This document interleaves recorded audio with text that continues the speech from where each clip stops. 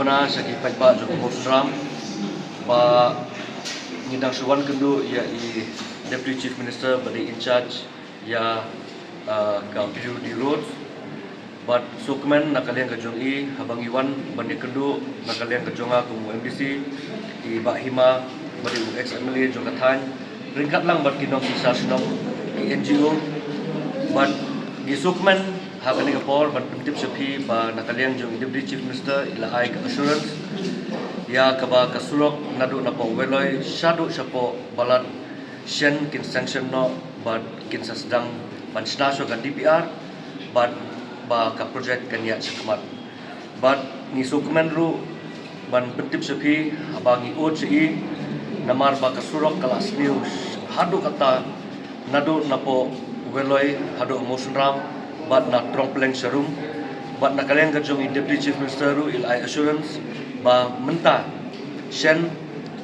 lakut nu slap menta in sanction swa kapisa tang ban yo swa ka repair khnang ba bansuk ya kalet kawan jong bai ba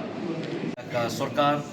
haga jingelam jong Chief Minister Konrad Sangma but i Deputy Chief Minister ngai khublai kerpang i ba hadin baka hakane ka sarkar ke MDA 2 ki jing angnot jong ki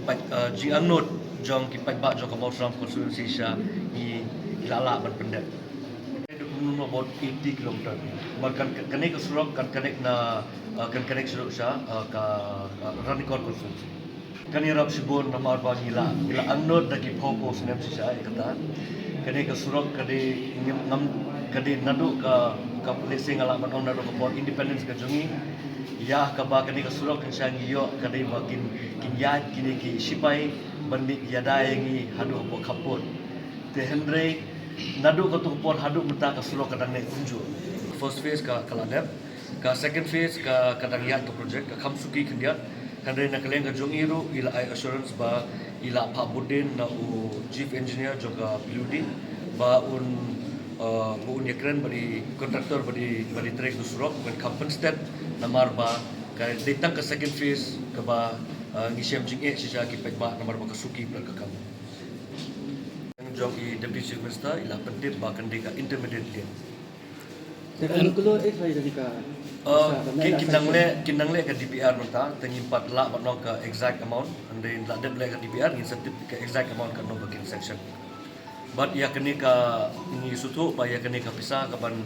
yo mentaru kandi na po ka section na ka World Bank consultant ki baya tayab ka government bande kani ka DPR te ikamai ka no timeline and ila ai assurance ngi ba in employ ka